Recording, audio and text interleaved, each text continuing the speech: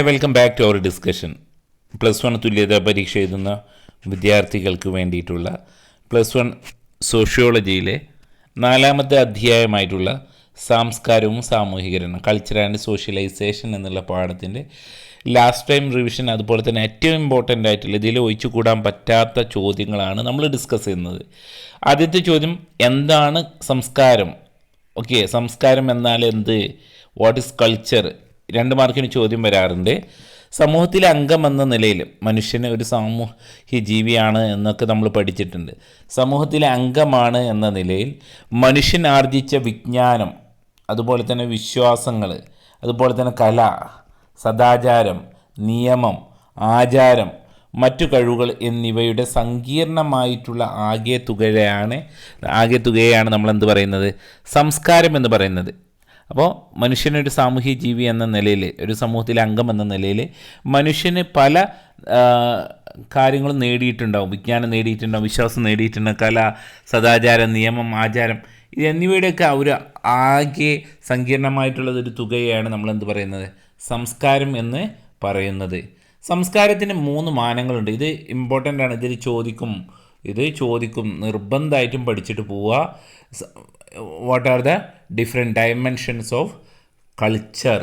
സംസ്കാരത്തിൻ്റെ വിവിധ മാനങ്ങൾ. 1 കോഗ്നിറ്റീവ് എന്ന് പറഞ്ഞാൽ ജ്ഞാനാത്മകം.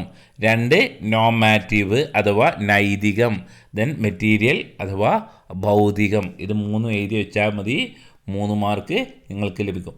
അപ്പോൾ ഇനി ഇംഗ്ലീഷ് അറിയില്ലെങ്കിൽ ജ്ഞാനാത്മകം, നൈതികം, ഭൗതികം. ഇനി ഇത് സംസ്കാരം എന്നുള്ളത് മേലെ തന്നിട്ട് 3 കോളം തരും, അതിൽ ഫില്ല് ചെയ്യാനേക്കാരം 3 മാർക്ക്. അപ്പോൾ സംസ്കാരത്തിൻ്റെ വിവിധ മാനങ്ങൾ. അപ്പോൾ 1ാമത്തെ കോളത്തിൽ ജ്ഞാനാത്മകം, 2ാമത്തെ നൈതികം, 3ാമത്തെ ഭൗതികം. ഇങ്ങനെ എഴുതിയാൽ മാർക്ക് ലഭിക്കും. ഓക്കെ, മൂവ് ടു നെക്സ്റ്റ് ഭാഗത്തേക്ക് പോകാം. ഓക്കെ, 3ാമത്തെ ചോദ്യം, എന്താണ് സാംസ്കാരിക ചലനമാന്ദ്യം? അപ്പോൾ ഭൗതിക മാനങ്ങൾ, സംസ്കാരത്തിൻ്റെ ഭൗതിക മാനങ്ങൾ പെട്ടെന്ന് മാറുമ്പോൾ ഭൗതികേതര മാനങ്ങൾ എന്ത് ചെയ്യാണ്? അത് സാവധാനത്തിലാണ് മാറുകയും ചെയ്യുന്നതിനെയാണ് ഇതിനെ സാംസ്കാരിക മാന്ദ്യം എന്ന് പറയുന്നത്. അതായത് സംസ്കാരത്തിൻ്റെ ഭൗതിക മാനങ്ങൾ പെട്ടെന്ന് മാറുകയും ബാക്കിയുള്ളതൊക്കെ സാവധാനത്തിൽ മാറുകയും ചെയ്യുന്ന പ്രവണതയാണ് കൾച്ചറൽ ലാഗ് എന്ന് പറയുന്നത്. അടുത്ത 4ാമതൊരു ഇൻട്രസ്റ്റിംഗ് ആയിട്ടുള്ളതാണ് വംശീയ കേന്ദ്രോത്മുഖതയും അഥവാ എത്നോസെൻട്രിസം, അതുപോലെ തന്നെ സാർവജനീയതയും. എന്താണ് ഇത് രണ്ടും തമ്മിലുള്ള വ്യത്യാസം? വംശീയ കേന്ദ്രോത്മുഖത സിമ്പിളാണ്. സ്വന്തം സംസ്കാരം മറ്റുള്ളവരുടെ സംസ്കാരത്തേക്കാൾ മുന്തിയതാണ്. നമ്മളെ കേരളീയർ ബാക്കിയുള്ളവരെക്കാളും മുന്തിയരാണ് എന്നുള്ളൊരു ധാരണയാണ് നമ്മൾ പറയുന്നത്. ആ ഒരു അസുഖത്തെ പറയുന്ന പേരാണ് നമ്മളെന്ത് പറയുന്നത്? വംശീയ കേന്ദ്രോത്മുഖത എന്ന ഒരു സങ്കല്പം. നമ്മുടെ സംസ്കാരം ഏറ്റവും മികച്ചും ബാക്കിയുള്ളവരിതൊക്കെ പോക്കും എന്നാണ് പറയുന്നതിനെയാണ് എത്നോസെൻട്രിസം അഥവാ വംശീയ കേന്ദ്രോത്മുഖത എന്ന് പറയുന്നത്. അതിൻ്റെ നേരെ ഓപ്പോസിറ്റാണ് കോസ്മോപൊളിറ്റനിസം അഥവാ സാർവജനീനത. സാർവജനീനത എന്ന് പറഞ്ഞാൽ മറ്റ് സംസ്കാരങ്ങളെ ആദരിക്കുകയും ഉൾക്കൊള്ളുകയും ചെയ്യുന്നതിനെയാണ് നമ്മളെന്ത് പറയുന്നത്? സാർവജനീനത എന്ന് പറയുന്നത്. ആക്സെപ്റ്റ്, അഡാപ്റ്റ് എവരി എല്ലാ സംസ്കാരത്തെയും, എല്ലാ സിവിലൈസേഷൻ, എല്ലാ സംസ്കാരത്തെയും അതിനെ ആദരിക്കുകയും ഉൾക്കൊള്ളുകയും ചെയ്യുന്നതിനെയാണ് സാർവജനീനത അഥവാ കോസ്മോപൊളിറ്റനിസം എന്ന് പറയുന്നത്. അടുത്തത് 5ാമത്, എന്താണ് സോഷ്യലൈസേഷൻ? ഇതൊരു 6 മാർക്ക് അല്ലെങ്കിൽ 8 മാർക്കിന് ചോദ്യം, ഒരു എസ്സേ ടൈപ്പ് ക്വസ്റ്റ്യനാണ്. എന്താണ് സോഷ്യലൈസേഷൻ എന്നുള്ള ചോദ്യം. സാമൂഹീകരണം എന്നാൽ എന്ത്? ഓക്കെ, സാമൂഹീകരണത്തിൻ്റെ വിവിധ ഏജൻസികൾ ഏതെല്ലാം? ഇങ്ങനെ ഒരു ചോദ്യം വരും. 6 മാർക്കിനോ 8 മാർക്കിനോ ഒക്കെ ആയിരിക്കും. അപ്പോൾ അതിൽ എന്താണ് സാമൂഹീകരണം എന്ന് പറഞ്ഞാൽ ഒരു വ്യക്തിയുടെ ജീവിതത്തിൽ ഏറ്റവും പ്രധാനപ്പെട്ട പ്രക്രിയയാണ് സോഷ്യലൈസേഷൻ അഥവാ സാമൂഹീകരണം എന്ന് പറഞ്ഞാൽ. ഓക്കെ, ജനനം മുതൽ മരണം വരെ നീണ്ടു നിൽക്കുന്ന പ്രക്രിയയാണ് സാമൂഹീകരണം. സോഷ്യലൈസേഷൻ എന്ന് പറഞ്ഞാൽ മനുഷ്യനെ ഒരു സാമൂഹ്യ ജീവിയാക്കി മാറ്റുന്നത് സാമൂഹീകരണമാണ്.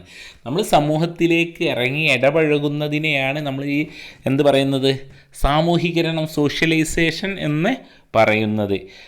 ഓക്കെ, അപ്പോൾ മനുഷ്യന് ജനനം മുതൽ മരണം വരെ നീണ്ടു നിൽക്കുന്ന മനുഷ്യൻ്റെ ഒരു പ്രക്രിയയാണ് സോഷ്യലൈസേഷൻ.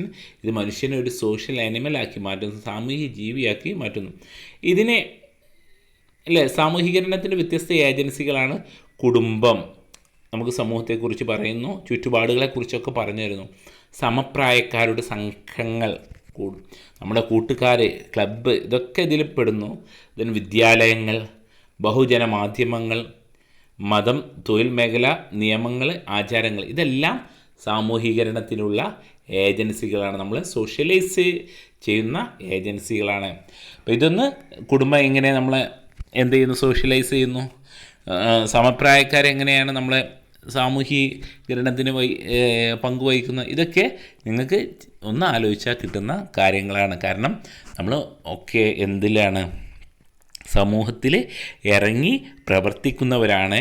അപ്പോൾ അതുകൊണ്ട് തന്നെ ഓരോ ഘടകങ്ങൾ, ഓരോ ഏജൻസികൾ, കുടുംബമായാലും സമപ്രായക്കാരുടെ സംഘങ്ങളായാലും വിദ്യാലയങ്ങളായാലും ബഹുജന മാധ്യമങ്ങളായാലും മറ്റ് ഏജൻസികളായാലും എന്താണ്, സോഷ്യലൈസേഷൻ, സാമൂഹികരണം, ഒരു വ്യക്തി സമൂഹത്തിൻ്റെ ഇറങ്ങി ഒരു സാമൂഹ്യവൽക്കരണത്തിലേക്ക് വഴിവെക്കാൻ ഇത്തരത്തിലുള്ള ഏജൻസികളൊക്കെ പങ്ക് വഹിക്കുന്നുണ്ട് എന്നുള്ളതാണ്. അപ്പോൾ ഇതാണ് ഈ പാഠത്തിൽ മെയിനായിട്ട് നോക്കാനുള്ളത്. ഈ പാഠത്തിൽ മെയിനായിട്ട് ഫസ്റ്റ് പറഞ്ഞാൽ എന്താണ് സംസ്കാരം, ഇതിൽ നിർബന്ധമായിട്ട് നോക്കി പോകേണ്ടതാണ് സംസ്കാരത്തിൻ്റെ 3 മാനങ്ങൾ നോക്കി പോകണം.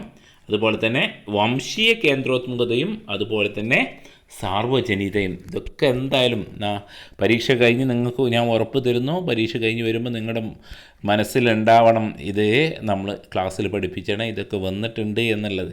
ഓക്കെ, ദെൻ ഈ പാഠത്തിൽ വരുന്ന ഒരു എസ്സേ ക്വസ്റ്റ്യനാണ് എന്താണ് സാമൂഹികരണം, ദെൻ സാമൂഹികരണത്തിൻ്റെ വിവിധ ഏജൻസികൾ എന്തൊക്കെയെന്നാണ്. അപ്പോൾ ഇത്തരത്തിലുള്ളൊരു എസ്സേ ക്വസ്റ്റ്യൻ വന്നിട്ടുണ്ടെങ്കിൽ എങ്ങനെ എഴുതണം, എന്താണ് സാമൂഹികരണം എന്ന് ഫസ്റ്റ് എഴുതാം. ഓക്കെ, ഒരു വ്യക്തിയുടെ ജനനം മുതൽ മരണം വരെ നീണ്ടു നിൽക്കുന്ന പ്രക്രിയക്കാണ് നമ്മൾ സാമൂഹികരണം എന്ന് പറയുന്നത്.